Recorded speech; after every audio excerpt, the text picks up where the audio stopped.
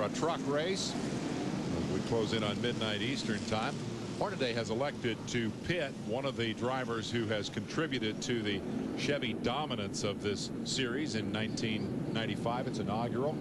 There you see it, 8 wins, 8 poles. Look at the laps led here. That list of poles includes the fast qualifying effort here today of Mike Skinner. And that's about the only thing that's gone well for Skinner here today, as he was first penalized, had to start at the back, and then crashed the truck, and then changed a tire and got penalized for that. And he is way downfield, series point leader, and that could produce a change, and almost certainly will produce a change in leadership here tonight. Let's go to pit road and Marty Reed.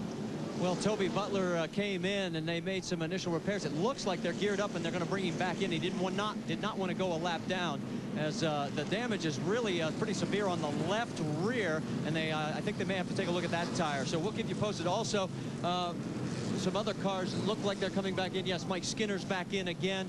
We've already documented his travails for the evening. Butler 8th in the series standings. And we're going green next time. That's why Butler chose not to come back in the pits, because they're going to throw the green. He wants to stay out there and save just as many positions as he can. He's going to try to finish this thing on the lead lap if he can. Pace truck off the track. Butch Miller just going to maybe let him get from second to third to fourth, or third to fourth, without making any kind of big mistakes. Get away from these guys, not catch any traffic in the next 16 laps. Wendy won. Here we go. Miller brakes cleanly, opens up a bit of a gap over Swindell. Swindell gets Ruttman all over here. His tailgate. Ruttman gets a little loose. Back end steps out as Bodine comes up to join the fun in number 7. And Sedgwick right behind them. There goes Joe Ruttman. Look out. Boy, Joe set that up pretty. And Bodine says, thank you for opening that door. I'll just drive right through it. And Swindell says, doggone it, I still don't have the hang of it. Now then, can they catch Butch Miller? You're the expert. Yes, don't ask the question. Tell us the answer. I think Joe Ruttman can catch him, but now whether or not he can get by him in just a few laps remaining, that's another question. You've been liking Ruttman ever since he started this charge, haven't you? Yes, I have. His truck has been running very, very well. 137's complete. He's got just 13 laps to do it. Geoff Bodine is no slouch. That X-side truck running well. Now we see Jack Sprague taking over a spot from Bob Strait. That is the 6th spot. 6th position. And here's the gap back up to Butch Miller, who continues to truck. 138 complete. How much is he looking in his mirrors? Well, this is a tough place. Tough spot to be in, because you want to watch the mirror, but you don't want to watch the mirror so much that you lose your synchronization, driving around the racetrack, how you've been doing things. You just want to cut fast laps right now. You want to run that truck just as hard as you can run it. We can see that Joe Ruttman has just about caught Butch Miller. As a matter of fact, Ruttman is pulled away from Bodine. Miller will get way wide, though. That truck will be real hard to pass. Passing is not easy at Bristol anyway. 10 laps to go. What do you look for here? How do you find your turn-in point? What do you use for the references on this high-bay racetrack? Well, you just drive it down the straightaway to about right there, start going for the bottom. Nothing scientific about it. Really aren't. I'll tell you, this is going to be a brutal 9 laps, I guarantee you.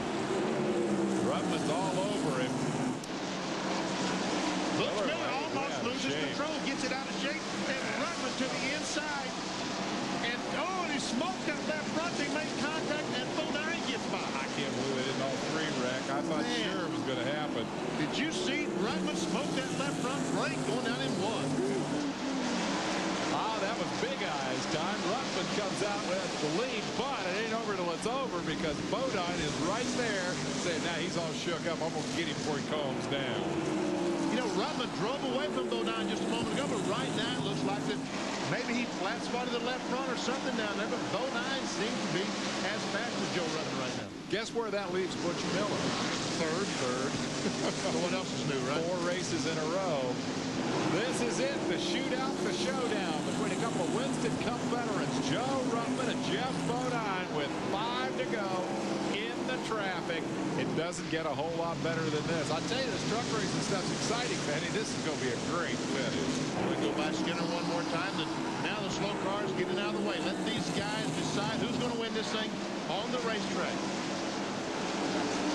4 to go as they cross start finish. Joe Ruttman, the leader. Over 30 years in the racing business. Geoff Bodine trying a new venture in 1995, and it's helping to rejuvenate his spirit after some of the personal problems that he's had. With 3 to go, the gap is 3 feet from first to second. You can't follow him around like that and win the race. No, he wants to get by right now. Here, this might be his chance. Randy Churchill and Bree back. Bodine has no choice but following by Churchill. There's Bree back. He'll fall in by. But you see, he gained 2 car lengths. That might be just enough. Yeah. Just enough to win the race. Ruttman's going home with you. Lap and a half from home. White will fall this time on Joe Ruttman. Ernie Irvin is jumping up and down. Tickled to death, I'm sure, to see this outcome. A lap to go. And it's Ruttman's to lose. Bodine can't drive by from here, I don't believe. A truck-length difference as they haul him down into that 36-degree banking for the final time. Off turn 4 and headed for home. Ford is finally 1-1. Joe Ruttman did the number, and it is a 1-2 sweep as Bodine comes across right on his tailgate. And finally, the F-150 will go to victory lane here at Bristol. We're going to be doing the quick out of here. Remind you that Sports Center will be coming up next. The celebration is on, and that was well deserved. He had to start in the back, did a terrific job to get it to the front. Here's how he won it. We see Butch Miller gets the truck just a little out of shape as he comes off 4. Gives Ruttman the chance to go on the inside. Joe takes advantage and watch as he smokes that left front. Wow, that's the brakes. He hit the brakes so hard that he locked up the left front. But he's on the inside of Butch Miller, takes the spot, and holds on to the victory. For the 5th time in a row, Butch Miller will finish 3rd. The runner-up was Bodine.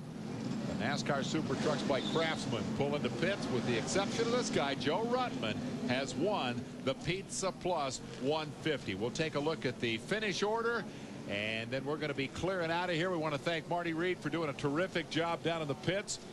You get on overtime by midnight, then you'd be no, never mind. We've got my friend Parsons here on both networks tonight as we wrap up the truck race. He'll be back tomorrow night live at 8 o'clock with the All-Pro Show. You working that with a doctor? We're covering this racing weekend here at Bristol. 15 seconds. Sports Center is up. This is Dave Despain saying congratulations, Joe Ruttman, on a hard-earned and well-deserved victory here at Bristol International Raceway. So long, everyone. Thanks for being part of the show tonight. Big wave.